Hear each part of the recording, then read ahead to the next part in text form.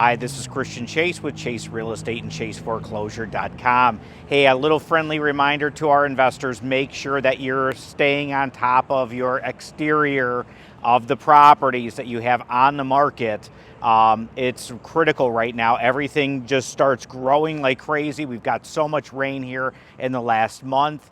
As a result, our properties, the rear yard, side, front, it starts to look really, really lousy and unkept. And landscaping is a critical part about getting these properties sold. Now, in 2 months from now, we probably won't really be worrying too much about all of this stuff. It'll be snow removal, but right now, this is something it's a critical time to make sure that you're going out to the property. If you are going out there, make sure that that's being addressed. If you don't go out there, make sure you have quality control taking photos of your property so you can look at it and see what does your property look like while it's on the market. And even while it's pending with your end buyer, you want to make sure that that property is still being well kept. So again, this is just a friendly reminder.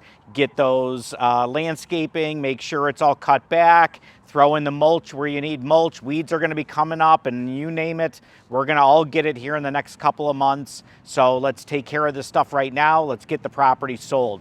Thanks.